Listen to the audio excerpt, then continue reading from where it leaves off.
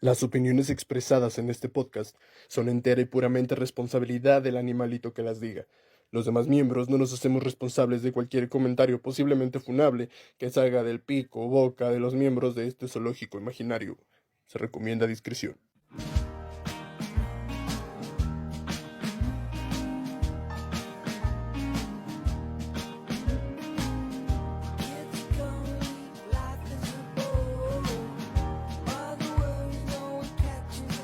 Buenos días, tardes o noches a todas las personas que nos escuchan. Mi nombre es Rebeca, yo soy un perrito. El día de hoy vamos a tratar un tema muy importante y que de alguna manera está ligado con el tema del capítulo pasado, que es el tema de duelo.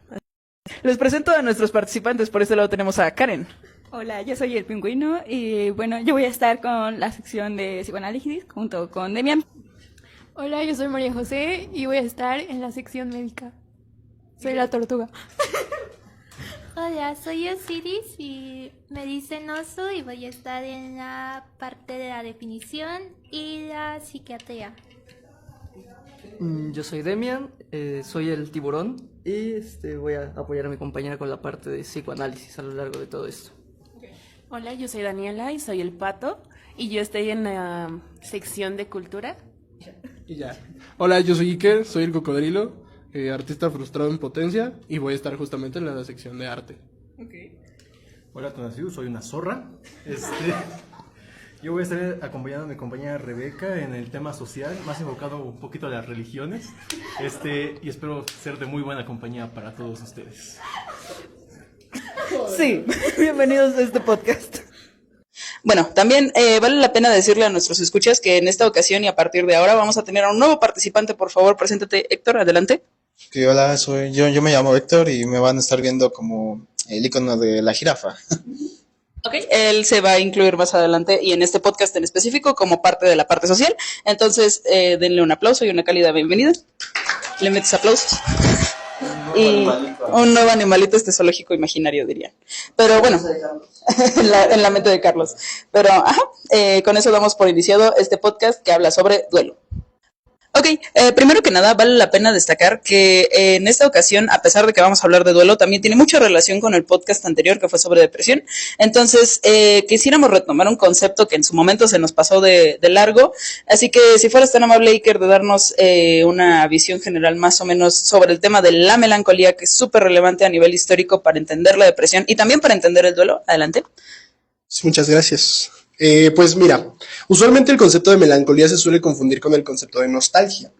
La palabra nostalgia tiene un origen bastante curioso, que fue el que encontré en algún momento para realizar una exposición, que viene justamente algia de dolor, y nost, si le agregamos una letra entre n y st, n no est, no está, es el dolor a que algo no esté. Entonces la nostalgia viene justamente de ese sentimiento de recordar, sentir, pero soltar. La melancolía, en este caso, es justamente cuando se problematiza un poco. ¿Por qué? Porque la melancolía hablas justamente sobre no soltar el pasado, sobre recordar, sentir y quedarte ahí. Pensar que nada bueno en el futuro puede venir o que nada mejor de lo que ya viviste. Entonces nos quedamos, o bueno, la gente melancólica se queda anclada a ese pasado justamente por la idea de que nada bueno puede seguir o puede continuar después. Ok, una vez aclarado ese punto sobre la nostalgia, también me gustaría como que lo recuperáramos más adelante, pero por ahora vamos a empezar con el tema del duelo, así que me parece que la introducción corre a cargo de Magda, así que si fueras tan amable, Magda, de decirnos qué dijo el internet sobre el duelo. Por supuesto, el sabio Internet dice que el duelo es un proceso psicológico al que nos enfrentamos tras la pérdida de cualquier objeto de apego. Este no solo se presenta ante la muerte, sino también con la ruptura de una relación de pareja, cambiarse de un lugar a otro, cambiar de carrera, trabajo, situación económica, incluso la falta de salud o de alguna funcionalidad motriz. Los síntomas o signos que se presentan en los primeros meses tras la pérdida son tristeza, llanto, dolor y pensamientos constantes sobre la persona fallecida o la situación perdida, falta de concentración, dificultad para llevar a cabo actividades cotidianas, poca capacidad para disfrutar actividades placenteras, alteraciones del sueño y del apetito. Bueno, también el Internet nos dice que el duelo es un sentimiento subjetivo que aparece tras una pérdida y pues idealmente es un proceso por medio del cual asumimos, asimilamos, maduramos y superamos esta misma pérdida. Las etapas del duelo que está catalogado como normal, entre comillas, pues es la fase de impacto, la fase de depresión, la fase de recuperación.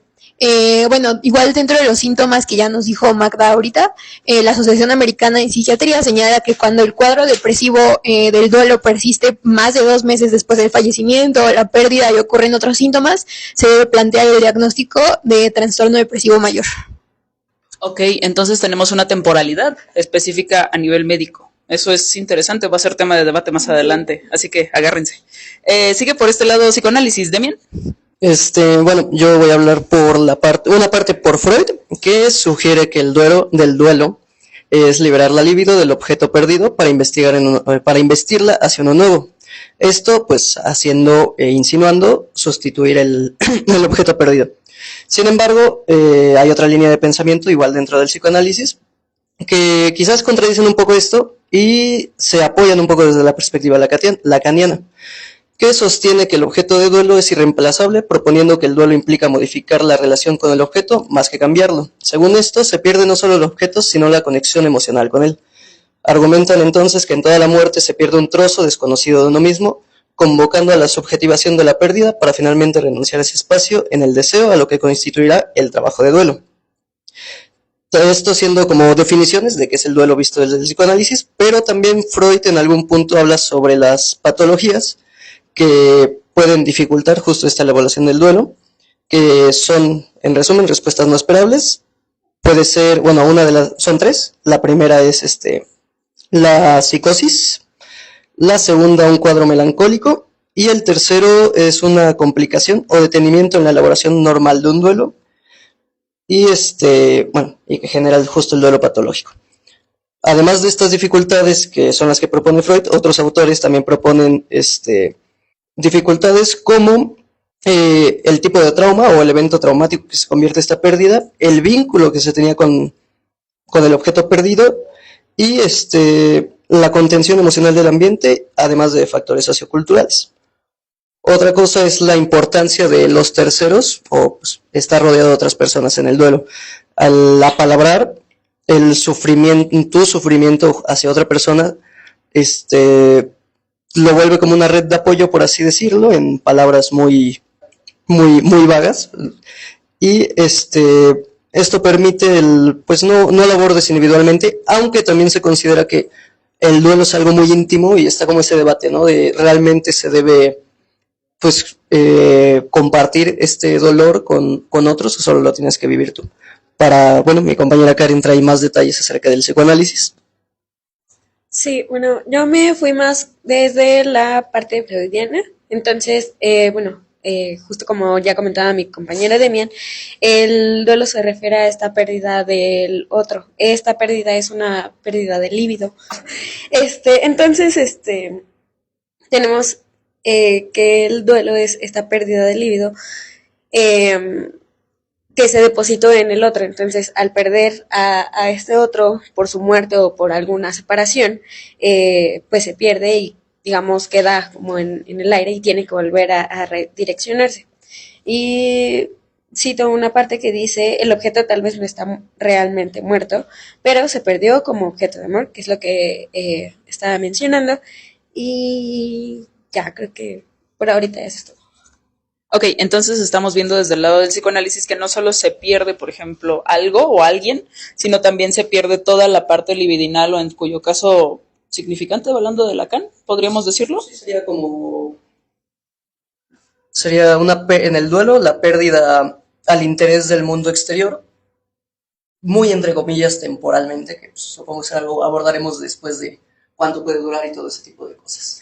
Ok, entonces estaríamos hablando más bien de una cosa más energética, entre comillas, más como de voluntad de vivir en torno a la persona que permanece después de una muerte, ¿no? Entonces, esto por el lado del psicoanálisis, que me parece que puede ser bastante subversivo contra la otra parte de la medicina, ¿no? Eventualmente, cuando lleguemos al debate, vamos a hablar un poco más de esto. Ahora, me gustaría que pasáramos a darle la bienvenida a nuestro querido compañero Héctor, para que empiece describiendo esta parte más social en torno a los componentes del duelo. Así que adelante con su debut. Sí, bueno, gracias. Bueno, empezando diciendo que al momento de, pues, que nacemos todos, pues no nacemos como tal con una concepción de duelo, ¿no? Sino más bien que se va formando con nuestras propias experiencias, nuestras propias creencias, y que también se ve un poco influenciada por el entorno donde nosotros vivimos, nosotros crecemos, ¿no?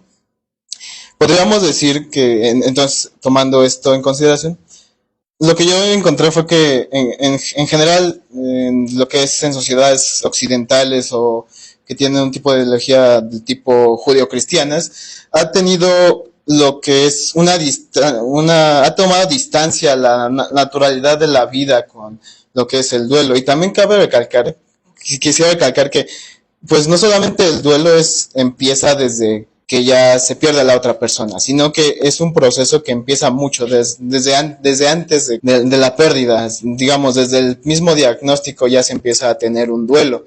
Y es aquí en la parte donde dije anteriormente que se distancia, pues, lo que es la medicina, la salud, con la naturalidad de la vida. ¿Por qué? Porque aún hoy en día, a pesar de algunos esfuerzos que se han tenido por tratar de tener esta conexión entre la muerte, que podríamos decir que hasta cierto punto también se ha convertido en un tabú, ¿no? Porque no se puede hablar de ello. A pesar de tener estos intentos, el sistema médico se sigue rigiendo muy estrictamente por su lenguaje, por sus modos de llevar a un duelo a cabo. Digámoslo, por ejemplo, al momento de dar el diagnóstico se usa puro término médico, no se ocupa un lenguaje que, por decirlo de cierta forma, suavizado, para que tanto los familiares como el enfermo tengan una mejor visión de cómo es que van a seguir adelante, qué es el proceso a seguir.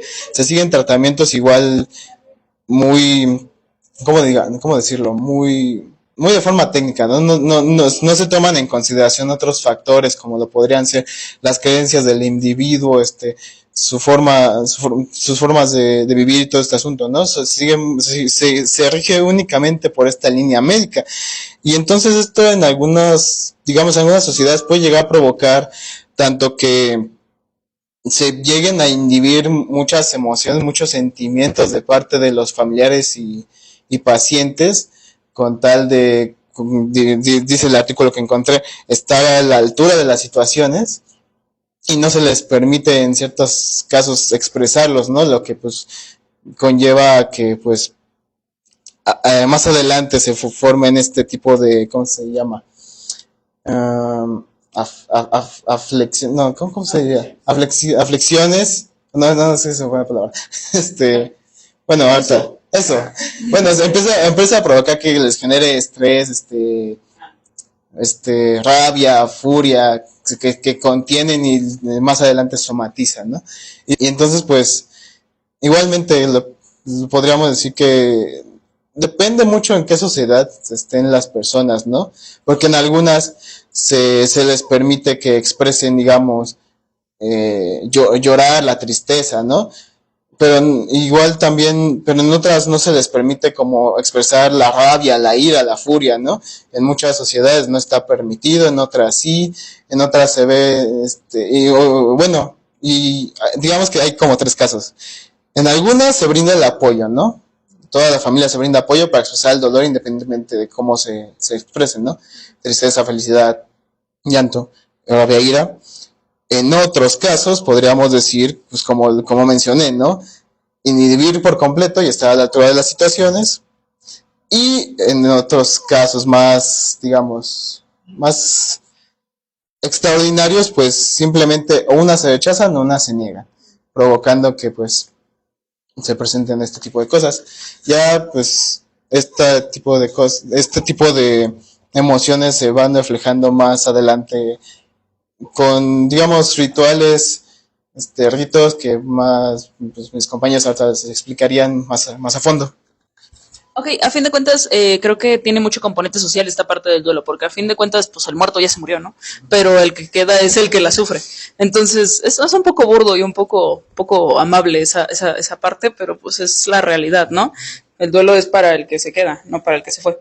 Entonces, de este modo quisiera, antes de pasar con esa parte del rito, recuperar también un poco mi postura, que tiene un poco que ver con lo que tú dijiste, Héctor, porque a fin de cuentas, el tema con el duelo es que además de haber fallecido alguien, también hay un componente en el cual la parte médica se mantiene como en esta posición como de poder y saber, y en muchos casos, especialmente después de este evento que sucedió durante 2 años, que fue una pandemia, a fin de cuentas también impacta en la forma en la que las personas transitan un duelo. En algún momento de la historia es bien sabido que el proceso de muerte era algo que se gestionaba en la familia, desde el momento del velorio, o sea, los últimos días de la persona que ya iba a morir, ¿no? Luego el velorio, que eran unos cierta cantidad de tiempo, variando en cada zona geográfica, por ejemplo aquí en México.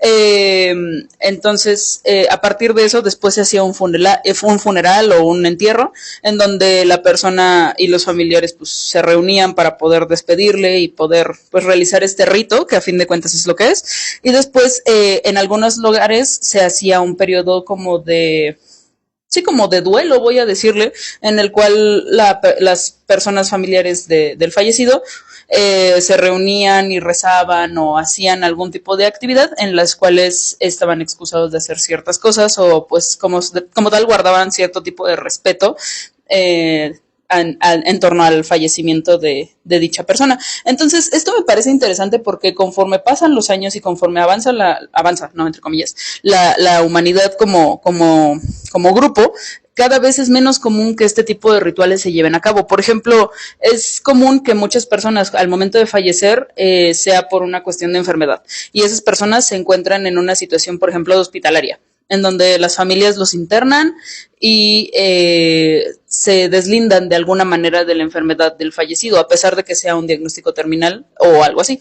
Entonces se deslindan completamente y aquel que se encarga de ver que la persona, pues sí, que se muera, tiene que ser alguien externo a la familia, pasa a ser el médico, pasa a ser una enfermera, pasa a ser incluso personal de limpieza, que es el último que los ve en el último momento, ¿no?, de su vida. Lo cual a mí me parece bastante desalentador, ¿no?, porque a fin de cuentas la muerte, muchas personas quienes hemos visto a alguien fallecer en casa, por lo menos, nos hemos encontrado con esta situación más bien de desamparo, en el cual las personas les da mucho miedo, obviamente porque te vas a morir, pero pues hay muchas personas que pienso, bueno, a lo mejor tú lo viviste solo, o bueno, esta persona lo vivió sola en el hospital y a fin de cuentas no hubo nadie para consolarlo, ¿no? Que es esta parte de consuelo incluso. Entonces, eso a mí me parece muy fuerte porque eso por una parte, antes de la muerte y el deceso. Y luego también tenemos esta otra cosa que antes, por ejemplo, en México se hacían este tipo de procesiones que llevaban toda la familia, conocidos, amigos, a la caja con el difunto a enterrar. Pero ahora es una cosa que se relegó a un servicio. Por ejemplo, hay servicios funerarios en los cuales, su fallecido pues falleció, nosotros vamos, lo recogemos, le hacemos todo el procedimiento para que pueda ser enterrado, ¿cómo no? Y ya, o sea, no hay una forma en que la familia se involucre, simplemente es como de los arreglos, consigue los papeles y el dinero para que alguien se venga y se haga cargo. Que digo, hay un procedimiento para el manejo de cadáveres y así, pero pues no deja de ser el familiar, ¿no? Hay un vínculo emocional, como diría el psicoanálisis, hay un afecto en torno a esta persona, como decía Freud en su momento. Y eso a mí me parece muy fuerte porque a fin de cuentas es como con una transacción monetaria me puedo quedar sin esta parte, ¿no? O me puedo deshacer de esta parte dolorosa. Porque pues sí, no deja de ser dolorosa, pero pues es la familia, ¿no? En fin, esto es un punto que a fin de cuentas me gustaría recuperar más adelante y por ahora creo que tiene mucha relación con la parte del rito que corre a cargo de Tona. Adelante. Bueno, ahí me resonó algo que dijiste hace poquito. No sé muy bien en qué contexto lo dijiste, pero dice la palabra, el muerto ya se murió. Sí, es obvio, ¿no? Físicamente ya está muerto. Pero yo creo que para eso existe el rito, justamente, porque el muerto no está totalmente muerto. O sea, el espíritu o la creencia del espíritu ahí sigue. La creencia de que debe de continuar algo o la creencia de que debe de haber un proceso después de. Entonces, el muerto no está completamente muerto, al menos no en el mundo imaginario, en el mundo no físico, espiritual, como gusten llamarle. Entonces, aquí me gustaría dejar en claro 3 puntos distintos, ¿no? Que no es lo mismo un rito que una ceremonia o un mito, ¿ok? Existen estas ceremonias que se hacen justamente para despedir al muerto, como son los velorios. La diferencia es que la ceremonia es escrita, o debe de ser escrita, ¿no? Tiene pasos, tiene cosas por hacer, tiene como que ya una estructura. El rito no lo necesita. El rito es justamente algo que ya existe por tradición, o puede existir por tradición, y no necesita ser expresado o escrito, sino que se va pasando de generación en generación y se le van añadiendo cosas. Claro, no es lo mismo, por ejemplo, una ofrenda de la época novohispana, que es de donde empezó a surgir las ofrendas, que ahorita que le ponen su coca o su gelatina o su cigarro al muerto, ¿no? Empieza a adaptarse un poquito a la época. Entonces, sí, yo creo que el rito es necesario y no solamente con las muertes físicas o con las muertes, de un cuerpo. Hay ritos incluso para la pérdida de un amor, hay ritos para la pérdida de un trabajo o de un sueño que tenías. Entonces, eso va cambiando. El rito debe de ir acompañado del mito, si no pierde un poquito la fuerza y pierde un poquito el sentido. El mito es la razón por la que el rito va a empezar a cobrar fuerza, cosa que últimamente creo que se está perdiendo. El mito se está perdiendo usualmente, y es como mencionabas ahorita con la pandemia. La pandemia se generaron muchísimos ritos, que ponte el gel, que el cubrebocas, que eso no te garantizaba que no te ibas a morir, pero te hacía sentir un poquito mejor, ¿no? Te hacía sentir un poquito más seguro. Ajá. Ese, a mi parecer, era un rito. Pero no, o tal vez el mito detrás era justamente ese, que no te ibas a morir, probablemente. Hay un artículo que también lo señala un poco. Es Alternativa de la cultura, una cultura material del duelo del 11 de marzo. Explico un poquito la situación. El 11 de marzo del 2004 hubo un atentado terrorista en España, dentro de los trenes. No sé si escucharon la noticia, no sé si apenas la están escuchando ahorita, pero a partir de esto, y esto tal vez les suene conocidos con otros atentados, la gente empezó a llevar flores al lugar. Y cada 11 de marzo seguían llevando flores y seguían llevando esta parte del rito para despedirse, para sentirse un poco mejor y para curar ese duelo social que se estaba viviendo.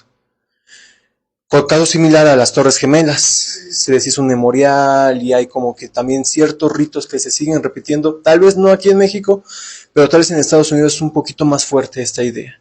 Canciones, cosas para curar el duelo social. Entonces creo que esa es un poquito de mi aportación que podría ser, que podría servir al siguiente debate. Ok, a fin de cuentas, pues es como todas estas cosas que impactan en el duelo y que a fin de cuentas, pues en la actualidad siguen un poco vigentes, pero de maneras distintas o directamente se eliminan, como es el caso de la mitología. Por ejemplo, ya es muy poco común escuchar a personas que realmente, o bueno, en ciertos ámbitos, ¿no? Pero hay pocas personas que realmente crean en la vida eterna prometida por una iglesia católica o en la asunción de los muertos a la vida nuevamente por un rito prehispánico, ¿no? Pero, bueno, una mitología prehispánica, ¿no? Pero, bueno, este es un tema que vamos a retomar más adelante y por ahora me gustaría que Dani nos diera su propia visión también, un poco siguiendo con este tema del rito y los rituales y todo esto. Sí, bueno, para comenzar, hay algo que también a mí me sonó mucho de lo que tú estabas comentando hace un momento de pandemia, justamente, porque creo que dentro de estos ritos y consuelo, porque pues en sí un rito es para dar consuelo a la familia que está pasando el proceso de duelo, ¿no? Y algo que estuvo muy presente fue el hecho de que ya ni siquiera podían ver. Se supone que en la forma religiosa, en los ataúd, pues tú ves a las personas y tienes como este último contacto visual con ellos para poderte despedir, ¿no? Entonces en pandemia eso dejó de existir, porque ya ni siquiera tenías el cuerpo de la persona y ni siquiera podías saber si las cenizas que te estaban entregando realmente eran de tu familiar, ¿no? Ya era algo que tú ya no eras partícipe para nada y eso sí es muy sorprendente porque les quita esta parte justo de poder tener algún tipo de creencia o algún tipo de consuelo propio para poder estar bien con la situación.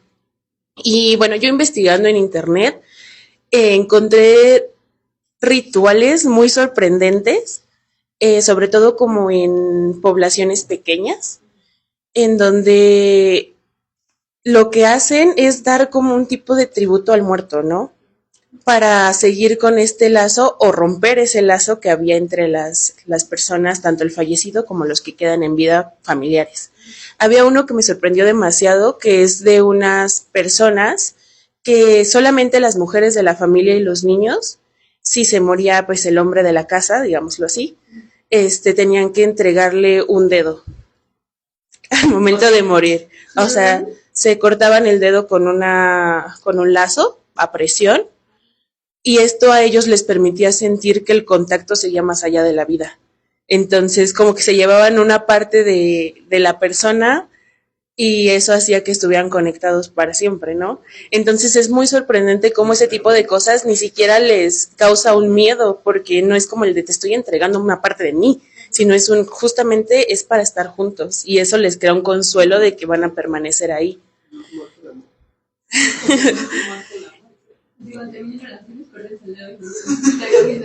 No recomendamos que se corte el dedo. Imagínate en pandemia que se estuvieron 10 juntos así. La revisión de dedos. Ay, yo a mi mano. Bueno.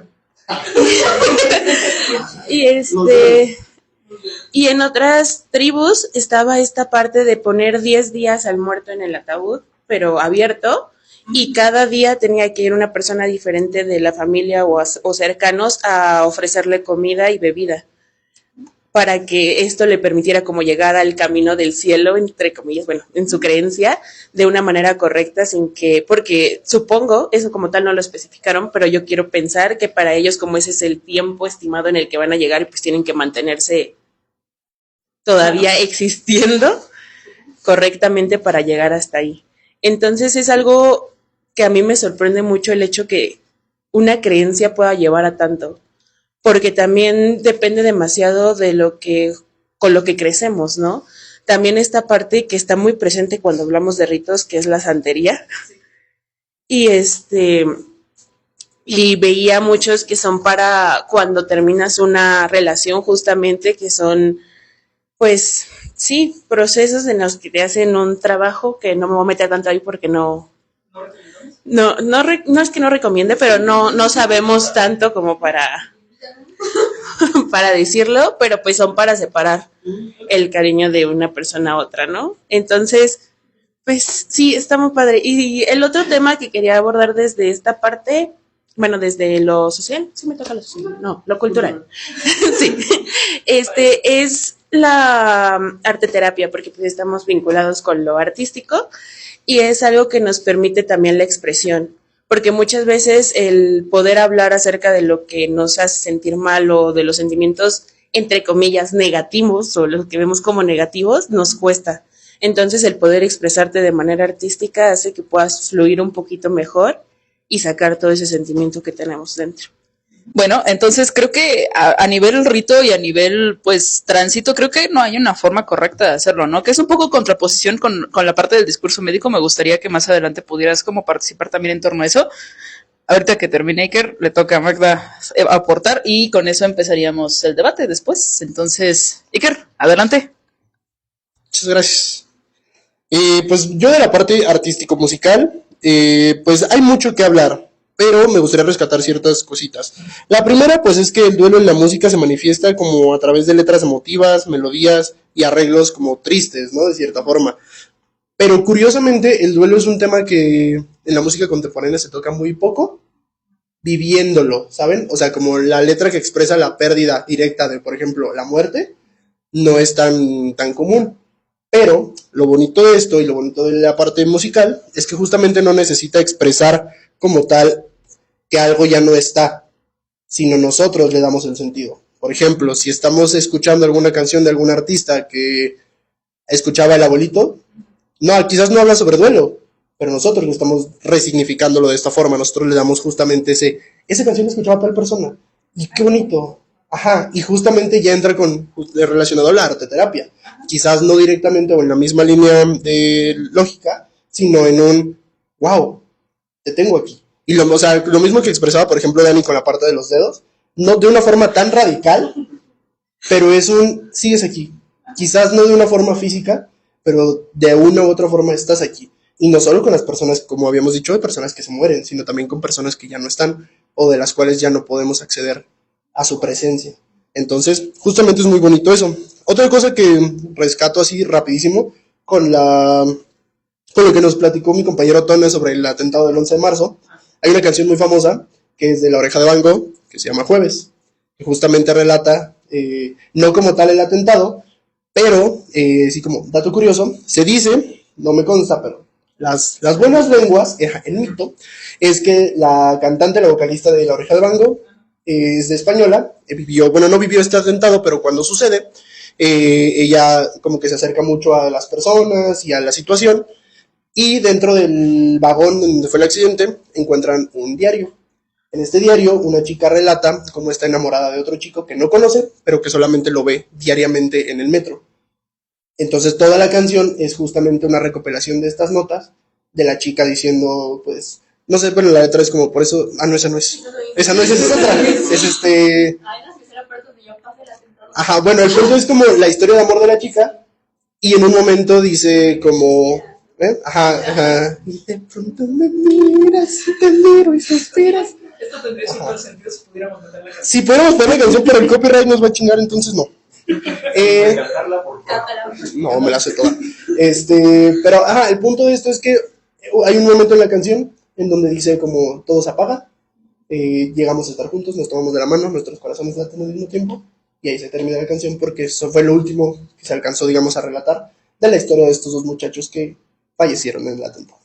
Entonces, justamente, a lo mejor las canciones van de ese lado de sí, voy a hablar del duelo directamente o voy a evocar el duelo.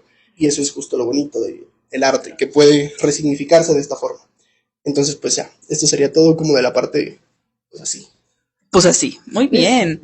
Me parece interesante. Tona tiene algo que decir, pero esto es para el debate. Entonces, vamos a dar por terminada la bonita introducción que nos tomó 30 minutos, pero entonces Magda creo que tenía algo que decir, o lo dejamos para el debate. ¿Ahorita? Va. No, entonces se cancela. Ahí le cortas. Pero, entonces tenemos 10 minutos, así que corremos. Bueno, regresando un poquito con la parte musical, yo creo que el duelo justamente está impregnado en todos y en todo lo que hacemos. No siempre va a ser un duelo físico, un duelo de una muerte, sino también puede ser un duelo de una relación, como lo dije antes, y creo que en la música se expresa muchísimo también, y sobre todo en la música mexicana, al menos la que escuchamos, ¿no? ¿Quién no ha escuchado la de qué triste fue decirnos adiós? O la de no te preocupes por mí, aquí todo sigue igual, como cuando estabas tú. O incluso Belleza de Cantina, ¿no? Que también habla de un duelo de dejar a una persona, ¿no? No, hermosa, sé que sigue tan graciosa. Entonces, Vamos a cortar esto. No. Entonces, yo creo que justamente son maneras de lidiar con el duelo muy actuales también. No sé si alguien tenga algo. ¿Alguna otra canción? No otra canción, pero pues justo el psicoanálisis en Duelo y Melancolía, Freud habla de eso, ¿no? No solo es de una persona, una relación, son ideales, puede ser la patria, puede ser un sueño que tuviste, entonces se maneja esto, y en relación a todo esto del arte de que no tiene que ir implícitamente, creo que se puede hacer una pregunta importante que honestamente todavía no puedo decidir la respuesta yo por mi parte, pero es ¿un duelo es terminable o interminable? Porque pues quieras o no, pasa un año del fallecimiento y vuelves a donde lo enterraste, a donde está la urna, ves sus fotos, conservas fotos, entonces ese dolor, supongamos, por seguirle diciendo de esa manera, pues sigue ahí, y pues es otra cosa que también se puede seguir para el debate rápidamente, ¿no? De cómo la sociedad neoliberal y capitalista pues quiere como mecanizar este proceso de duelo, que son los típicos pasos, ¿no? Del duelo, la aceptación, negación, pam. Y pues que no debería ser así, son muchas cosas las que pasan por este duelo, como lo que les planteé, lo que dificulta el duelo, los 3 mecanismos que habla Freud, el vínculo que hubo y cosas por ese estilo.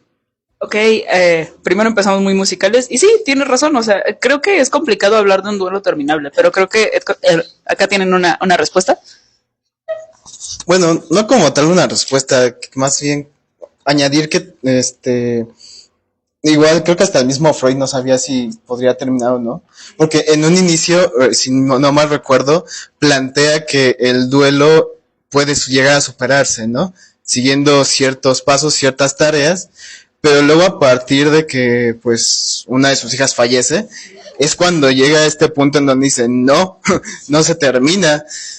De hecho, el objeto nunca puede ser reemplazado, porque antes decía que podía ser reemplazado, pero ahora dice, no, definitivamente no se puede reemplazar. No, si bien algo puede llenar su espacio, no lo llena por completo. Así que, pues igual, también, pues, igual que aquí el compañero, yo no sabría dar respuesta si se resuelve o no del todo un duelo. Pues yo creo que el duelo no se llega a concluir, no creo que es una etapa que puedas concluir. Alguna vez leí, no sé, algún poeta por ahí, como aprendes a vivir con la pérdida, aprendes a vivir sin la persona, sin el objeto, sin lo que sea. Incluso ahorita estaba pensando, dentro de la literatura, dentro de la poesía, la mayoría de los poemas hablan como de pérdidas. Bueno, la poesía que yo consumo, que es como el boom latinoamericano, Cortázar por ahí, no sé, hablan sobre aprender a vivir con el duelo y con la pérdida de una persona. Con todo esto que tocamos ahorita me vino a la mente un poema de Cortázar que se llama El futuro, y pues no me lo sé, pero dice algo así como de que, o sea, prácticamente habla de que va a seguir con su vida y va a hacer todas sus cosas, pero sabe muy bien que la persona que perdió no va a estar ahí. Entonces no creo que el duelo se pueda llegar a concluir, solamente aprendes a vivir con eso, después de un tiempo te acostumbras a la ausencia. Y pues ya. Sí, totalmente de acuerdo con mi compañera Majo. O sea, mi respuesta sería: el duelo no acaba jamás. Simplemente somos pequeños envases que acumulamos duelos, de cierta forma, porque totalmente, como lo decía ella, o sea, aprendemos a vivir. Quizás no es aprender a vivir sin el objeto, sino aprendemos a vivir con el dolor de haberlo perdido. Y justamente relacionado a la poesía, creo que es una poeta, no sé si es Pizarnik, pero hay una frase que es como: ¿por qué tendría yo que curarme de ti y vivir una vida completamente, o sea, como armando un rompecabezas? Pues no lo tengo, y aceptar que no lo tengo de cierta forma es también aceptarme completo, entre comillas, porque pues, sabemos que psicoanalíticamente pues no hay una completud del individuo, pero se entiende como tal el punto. Entonces yo definitivamente creo que los duelos no terminan y simplemente los vamos acumulando y duelen un poquito menos, pero siguen doliendo y van a seguir evocando cosas hasta el día en el que el duelo lo pasen los demás por nosotros mismos. Me gustaría otro poema de Pizarnik, bueno, una frase de Pizarnik que me acordé ahorita, que justo dice: no creas que porque hay silencio y olvido, tú sabes que eso jamás podrá ser. Entonces creo que tiene mucho sentido. No vayan a Pizarnik si están tristes. Ok, nos pusimos poéticos también. Entonces, Karen, si quieres hablar al respecto, por favor. Y después Magda. Sí, un poco, no recuerdo si lo leí, lo escuché, lo vi en alguna clase, supongo que lo vimos en alguna clase por haber leído algo, pero justamente dice que no, que el duelo nunca se termina, porque en realidad, como decíamos, bueno, como decía al inicio, se pierde la libido que se había depositado en ese otro, pero digamos, se reemplaza, pero parte de la libido se pierde, o sea, como que se divide y una parte se queda ahí perdida, no sé, como en un limbo, y la otra parte ya está reemplazada por otra cosa que se vuelve a querer. Entonces, por eso sigue doliendo. Y tenía una pregunta, pero se me fue. Bueno, no pregunta, sino como un comentario que iba a dejar puesto en la mesa para discusión, pero se me fue, así que no. Lo recuperaremos, cortemos esa parte. No vamos a cortar esa parte. Me parece que seguía... ¿Quién seguía? Magda, adelante si quieres. Y después Iker. Sí, bueno, muchas gracias. Yo me quedé con varias cosas. La primera de ellas era que, pues, decir que cada duelo es diferente dependiendo de la persona. Y también con lo que decía Demian, que era cómo se mecanizaba el duelo, de que tenía hasta fases y eso. Y también algo que me sorprendió mucho que decían sobre los dedos. Me sorprendió mucho y me entristeció un poco que se rieran de eso, porque yo no sabía que debía de avergonzarme, asustarme de eso, porque yo tengo un diente de mi papá que pues falleció, y es un choque muy grande que, o sea, yo lo sentía como algo especial, pero ahorita que se ríen, pues es como que pues se me hace diferente. Y pues ya al final también una cosa diferente era que ya no se hacen como procesiones acá en la ciudad, porque Vamos a pasar a dar otra opinión mientras nuestra compañera toma un pequeño descanso. Y bueno, antes que nada, una disculpa por habernos reído. Sí es una visión muy distinta a la que estamos acostumbrados. Y creo que por eso es la parte de eso, porque no comprendemos lo que implica ese tipo de ritual. Una disculpa por eso. Bueno, continuando un poquito con el tema. El duelo también yo creo, no creo que se acabe, pero yo creo que sí se transforma la parte del duelo. Y eso también, como mencionaba Demian, es un duelo patriótico incluso. La parte del himno nacional menciona también como una especie de duelo por estas guerras que hubo, esta parte de la independencia. Y creo que todos los himnos en general son como una especie de duelo por terminar algo. No sé quién guste continuar.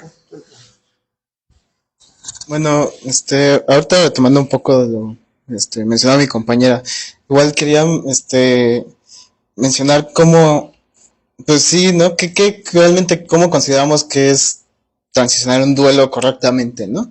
Porque, por ejemplo, ahorita, pues, recordando, no sé si a ustedes han salido estos videos, ¿no? De cómo cuando alguien fallece, ven un video de media colonia celebrándolo, ¿no? De una forma poco común que ustedes dirían, ¿por qué están haciendo eso, no? O sea, ¿por qué lo cargan de esa forma? ¿Por qué se lo llevan en una moto así? O inclusive tomando algo que fue un meme hace años, ¿no? De estas personas que llevaban el ataúd mientras bailaban, ¿no? O sea, todos lo veíamos y pues, hasta lo tomaron de un meme, ¿no? Pero investigando un poco te das cuenta que eso es como lo más caro que pueden hacer, porque no necesariamente esas personas cobran barato. Esos rituales son muy caros, pero nosotros al no estar en ese tipo de sociedades, al no presenciarlas así, pues no tenemos esa noción, ¿no? Entonces, pues, muchas veces, pues sí, ¿no? Lo tomamos de gracia, ¿no? De risa. Y pues no le damos esa importancia, ¿no? Bueno, ellos están pasando ese duelo de esa forma.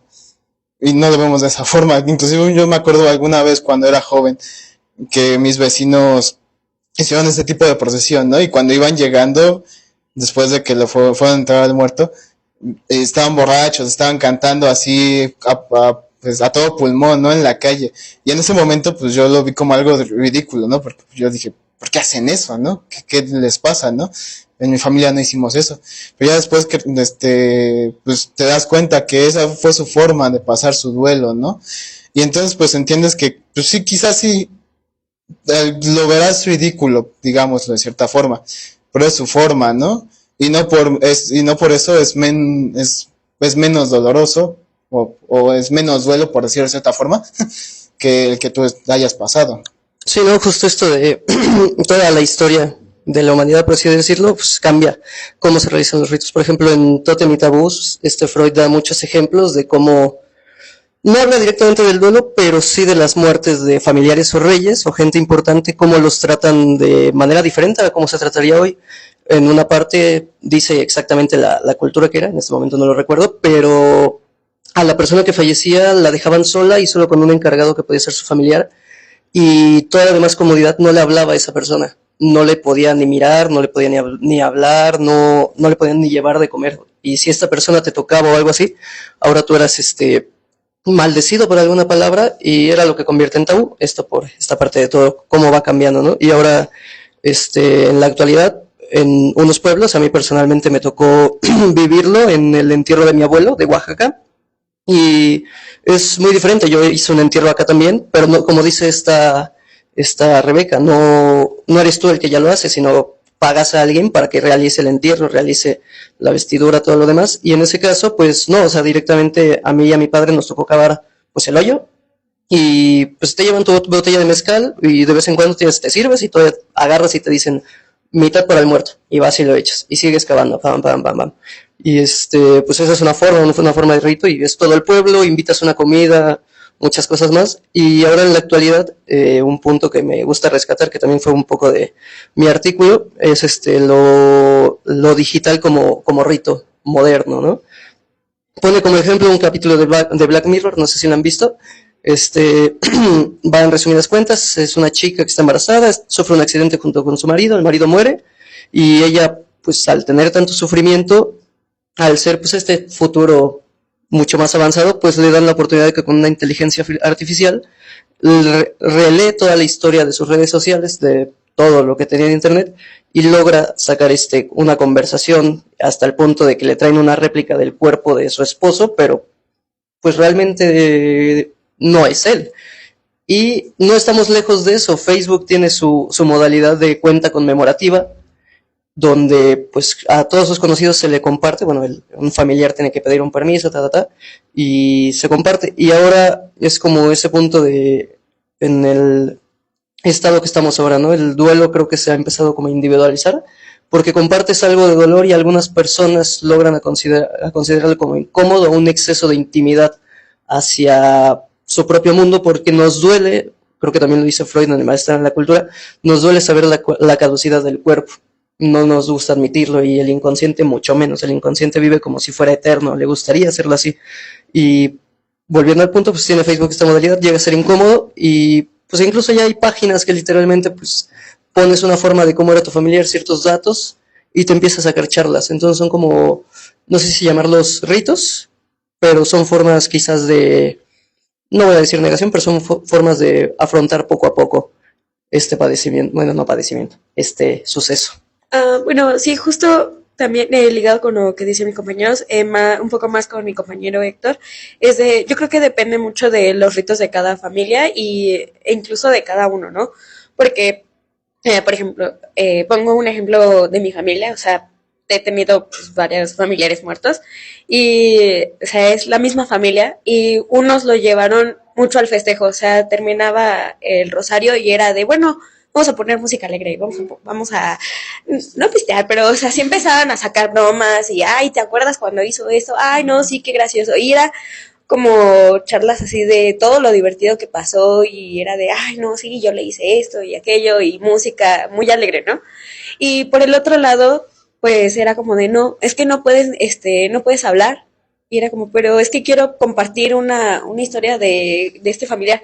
No, es que debes de respetar el duelo. Y era como, ok, o sea, es el cómo transita cada familia su propio duelo, cuál es su rito. Sí, a mí también me gustaría como compartir de este lado de mi familia. O sea, ciertamente a veces uno en su chilanga cabeza piensa que nada más hay una forma en la que se transitan los duelos, pero es evidente que no. De mi casa incluso es una cosa de diferencias en familias, ¿no? Cuando mi abuelo fallece yo tenía 4 años, 5 años, una cosa así. Y lo que sucede es que la familia de mi papá siempre ha sido como muy histriónicos, como muy teatrales, como muy de esos, pues. Entonces, todas mis tías, que son un chingo, se ponen alrededor de la cama de mi abuelo para darle el último adiós y todo el mundo se tiene que presentar y todo el mundo está ahí. Y todo el mundo es como en este apoyo y el llanto extremo durante muchas horas. Entonces, yo recuerdo esa escena con mucho trauma, pero en contraparte está la familia de mi madre, que siempre es como más cercana a la familia de Karen, que es como, digamos, una idea más cómica. Siempre es como de, bueno, ya se acabó el velorio, ya todos estamos tristes, pero ahora es momento de reírnos un poquito, ¿no? Y es como de, ¿te acuerdas cuando hacía esto? No, la abuelita era bien así, no sé qué. Y siempre como ese lado siempre fue mucho más amable para mí. Nunca es amable pasar una pérdida, pero siempre fue como más sencillo, digamos. Y de alguna forma sí se sufre, sí se llora, sí todo, pero también está como esta parte de decir, bueno, ya está en otro lado, ¿no? Ya está en un lugar mejor porque pues de ese lado la familia siempre ha sido muy católica. Entonces, de ese modo siempre ha sido como distinto y como esta idea de no prolongar el sufrimiento, por lo menos del lado de la familia materna, sí fue como de, no vamos a dejar que esta persona sufra más de lo que necesita. Si se tiene que morir, se va a morir y punto. Y es como dejarlos ir. Se les recuerda con mucho cariño, obviamente, pero es como, ya, se acabó. El tiempo en este mundo se terminó y creo que es parte de esas cosas que a muchas personas les cuesta trabajo ver, incluso, porque pues, como dije, no hay una forma correcta y de alguna forma tiene también mucho que ver con esta parte de la cultura, ¿no? Y esta parte más bien musical, porque del lado de la familia de mi madre siempre han sido como muy musicales, todos mis tíos cantan, todas mis tías cantan. Un tío mío cantaba como José José y estoy obligada a decirlo porque es parte de la historia familiar. y siempre han sido los responsables de cantar al momento de estar todos tristes, ¿no? Como para levantar un poco el ánimo y para recordarnos que era parte de esas actividades que unían a la familia, ¿no? Entonces eso a mí me parece lindo. Para mí, en lo personal, la muerte nunca ha sido como excesivamente problemática, porque, pues bueno, sí he perdido a las personas, pero de alguna manera permanecen. Entonces es como lindo, me gusta esa idea. Sí, justamente creo que algo a tomar en cuenta, creo que podemos utilizar la experiencia vivida en el podcast del día de hoy justamente para aprender la parte de que los duelos son diferentes y de que más que la diferencia del cómo es la diferencia del cómo se vive. Por ejemplo, de nuevo, retomando partes familiares propias, mi papá también falleció cuando tenía yo como 9 años. Y al principio sí fue como complicado, pero en este punto de mi vida me gusta tomármelo con mucho humor. Y, o sea, llega a ser un humor bastante mórbido hasta cierto punto. Pues mi papá falleció de un accidente en donde se cayó de un segundo piso. Entonces, por ejemplo, con mis amigos siempre está como güey, pero eres bien aventado, ¿sabes? O como cosas de ese tipo. Y de cierta forma, pues sí, así somos. Y de cierta forma para mí es una manera de recordarlo y de decir, sí, y ya pasó. Y a lo mejor ya no es un dolor, pero como decía mi compañero, a lo mejor el duelo nunca acaba, pero se transforma. Ya no terminó siendo como un acto posiblemente doloroso, sino algo diferente. Y de igual forma, como lo mencionaba el compañero Héctor, en justamente su velorio, usualmente se acostumbraba, ¿no? Como es que se deben ser personas más allegadas a la familia, o como muy reservado. Pues ese día éramos como 200 personas de que, ese güey lo conoce de tal y tal y tal. Es como de, bueno, sí hay una variación total y justamente también, no solo, digamos, en México, ni en el mundo, porque claramente hay mucha más, sino solamente en la ciudad. Cada familia lo vive de una forma totalmente diferente y creo que es algo a tomar en cuenta. Bueno, también me voy a ir un poquito muy al extremo. En otro ejemplo, que creo que también va mucho de la mano de esto, de que cada quien, más bien cada cultura es distinta, ¿no? Y cada quien encuentra el consuelo a su manera. Porque a lo mejor a lo que nosotros estamos acostumbrados, y es justamente este miedo a lo desconocido, lo que nos pone en esta situación de no verlo como algo normal o algo natural, sino porque no lo conocemos, lo vemos desde afuera como algo a lo mejor que se puede juzgar o que no se puede reconocer como bueno, ¿no? Porque en esta misma investigación hablaban acerca de los vikingos. No sé si recuerdan que los vikingos tenían aldeas chiquitas, o sea, donde no eran pueblos tan grandes, eran chiquitos, ¿no? Entonces, hablaba de que cuando fallecía un hombre de ellos, una mujer de la familia estaba obligada a sacrificarse con él. Pero antes de esto tenía que pasar sexualmente con cada hombre de la aldea. Pero en vez de esa persona verlo como algo malo, o sea, ya valí, me voy a morir, lo veía como un honor, porque era un honor poder seguir con esta persona y poder ella cumplir como esa parte social que le tocaba cumplir para poder llegar a que ella y la persona que había fallecido llegaran pues al paraíso, digámoslo así, ¿no? Entonces, a lo mejor, y si hoy lo vemos en la actualidad, lo veríamos como algo muy drástico, algo que decimos, pues, ¿por qué no? Porque tiene que pasar por todo ese sufrimiento antes de poder llegar al descanso. Pero en su momento para ellos era algo que les permitía justamente llegar ahí, que les era de honra. Entonces, sí, cada cultura tiene como una manifestación diferente. Y algo que alguna vez una profesora nos dijo fue esta parte de a lo mejor, y se muere el cuerpo, pero mientras esté en el lenguaje sigue vivo.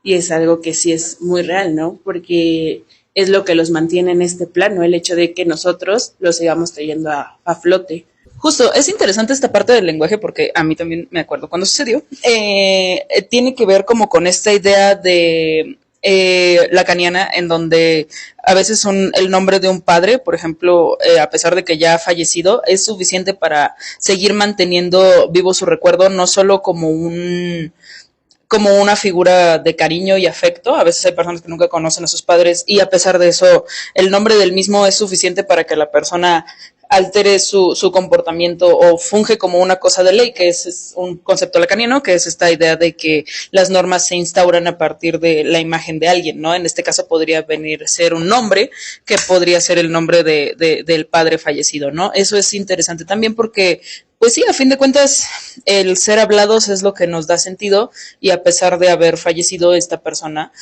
permanece siempre y cuando se le mencione, ¿no? Es curioso esta parte, porque también se ve reflejado en muchos ritos, justamente.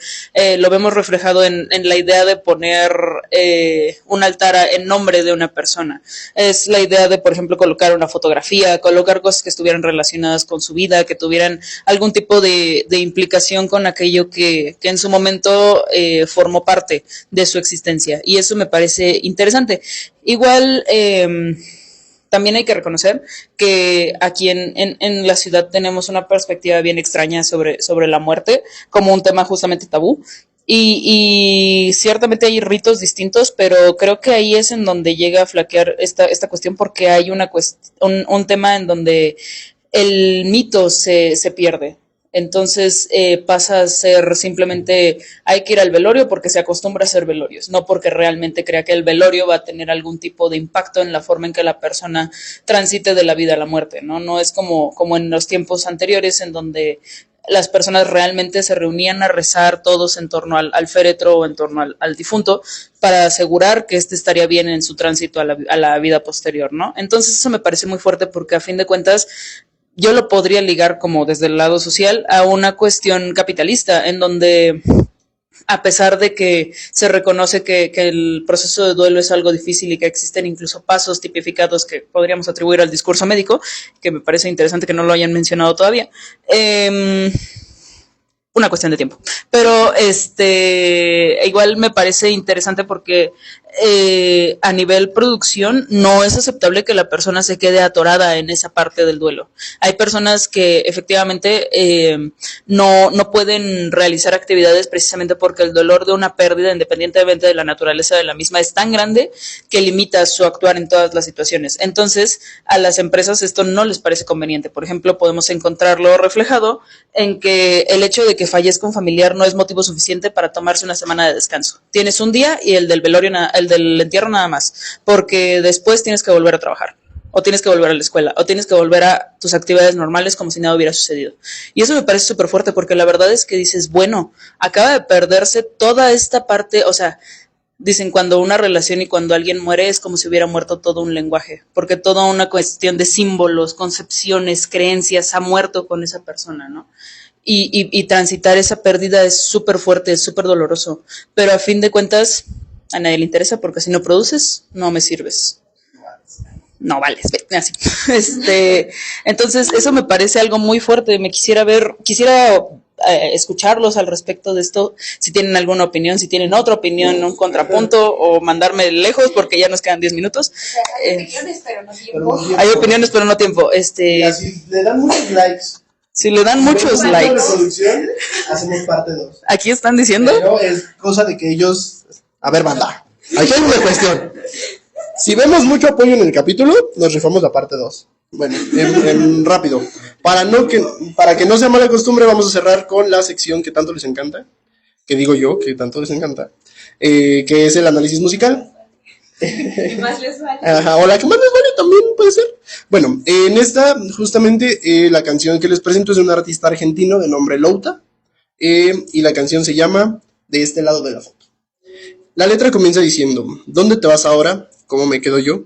Tengo mi propio idioma, no traje traductor. La pregunta del ¿dónde te vas? Sugiere como una pérdida, una separación, la falta de una respuesta. El ¿cómo me quedo yo? Resalta justo la experiencia individual después de una pérdida, sugiriendo como me quedo solo o necesito encontrar un nuevo equilibrio. Después la letra continúa y dice: y ahora estaba muy raro, ahora que estoy peor, me dejaste ventaja para mirar mejor. Estos versos suelen añadir una capa adicional a esta narrativa, sugiriendo que una progresión en los sentimientos del individuo, expresando que el ya estaba muy raro indica un cambio en el estado emocional del individuo, quizás sobre una situación de extrañeza o desconcierto emocional, que es lo que suele suceder en los duelos. Y ahora que estoy peor, justamente amplifica la intensidad de la experiencia emocional. La letra continúa con: rápido es mi temporal, dulce melodía de ta-ta-ta-tai. Estaba esperando y se me rompió el plan, puede ser que ahora me desarme más. El concepto de temporal puede ser analizado desde un evento climático repentino como pues son las lluvias, o desde algo un poco más psicoanalítico, en donde se reconoce la versatilidad, variabilidad y transitoriedad de las emociones. Después expresa Ya me comí las fotos, las del 98, y esta antorcha fuerte no para de brillar. La acción de comerse las fotos puede interpretarse metafóricamente como un intento de internalizar o asimilar los recuerdos asociados, simbolizando de una forma peculiar alguna manera de lidiar con el pasado. La letra continúa, dice, no me frenes ahora que empiezo a hablar, ahora que rompo el alma para poderte amar. La expresión no me frenes sugiere una resistencia a ser detenido o reprimido en el momento actual. Muchas veces se nos dice como no llores o no sientas en este duelo, pero pues, ¿por qué tendría que ser de esta forma? La idea justo de comenzar a hablar podría simbolizar la apertura emocional y la disposición de la comunicación sentimental. Y el romper el alma puede ser interpretada como la entrega profunda y vulnerable de uno mismo en el proceso del amor o del duelo. Continúa y dice, tu boca está fuera de foco, tu cara quieta en una foto y hasta un te quiero suena raro. En este contexto, la imagen de la boca fuera de foco podría representar la dificultad para procesar y comprender las palabras de la persona fallecida o lo único que nos quedamos de ellos. La descripción de la cara quieta en una foto puede transmitir justamente la realidad estática y la permanencia de la imagen de una persona fallecida. Y hasta un te quiero suena raro refleja la extrañeza y la dificultad emocional al expresar sentimientos hacia alguien que posiblemente ya no esté disponible físicamente. Continúa diciendo, y el mar se mezcla con el fondo y de este lado de la foto parece errado. Son las 3 de la mañana y todo el mundo bailando, bailando otra vez. Y si fuera por mi mente, ya estaría pensando otra forma de pensarlo al revés. Justamente este pequeño tartamudeo en la palabra bailando lo expresa el autor como la actividad de baile o la actividad de ser alegre o de estar celebrando. Un duelo usualmente no se celebra, entonces justamente el trabarse en esta palabra representa de cierta forma un pequeño acto fallido, ¿no? Psicoanalíticamente hablando, como un ¿por qué los demás pueden seguir mientras yo no? Luego continúa diciendo, quiero que no te alejes, yo te soy re sincero, me comí los esquejes, me quedé casi en cero en mi temporal, decime la receta que me quedo acá. La línea inicial expresa un deseo de cercanía o de conexión emocional y en este contexto del duelo sugiere como la necesidad de apoyo y compañía para enfrentar el dolor y la pérdida. La referencia a quedarse casi en ceros puede reflejar justamente la sensación de vacío o desesperación en medio de las dificultades emocionales, y el solicitar una receta, entre comillas, puede interpretarse como una búsqueda de orientación o solución para permanecer en un lugar emocional específico. Finalmente, la canción termina con un pequeño silbido por parte del autor, que al escucharlo, personalmente, no, como una cantadita, es como... O sea, y no sé, me recuerdo mucho a los abuelitos, ¿saben? Como siempre los escuchaba hacer como silbar, y justamente tengo entendido que la canción la hizo el autor para su abuelito. Entonces justamente es como que concreta todo esto, y así cerramos la canción del día de hoy. A mí me recuerda el coco el silbido. ¿Al qué? A mí me recuerda el coco el silbido. Como el señor de los camotes, más bien. Está bonito, estoy segura. Bueno, en resumen, creo que es una condensación y también es una crítica muy fuerte a esta parte de la exigencia de bienestar, ¿no? Que es un poco también relacionado con el tema de la depresión, ¿no? Este asunto de ¿por qué no estás bien? ¿Cómo te atreves a no estar bien? ¿Cómo puedes no seguir el paso a seguir que te dije que era bueno para estar bien? O sea, es esta exigencia de transítalo rápido y que no te duela y que todo siga y pásale bien y después tienes tanto tiempo para que se termine tu duelo y así. Entonces, me parece muy fuerte porque a fin de cuentas es una crítica y es que no puedo, o sea, ¿cómo te atreves a exigirme algo que de entrada está súper, súper cabrón? Entonces, eso me parece complicado. Si hay alguna opinión, porque neta tenemos menos 10 minutos. No, bueno, pero entonces creo que ya terminamos por ahora. Eso sería todo por este episodio. Igual, si ustedes están de acuerdo, si tiene suficientes reacciones, si tiene suficiente, pues, difusión, si es que alguien nos está escuchando, lloramos, pero estaríamos haciendo una segunda parte más adelante. Por ahora hemos terminado. Muchas gracias por escucharnos y nos vemos hasta el próximo episodio. Hasta luego. Bye.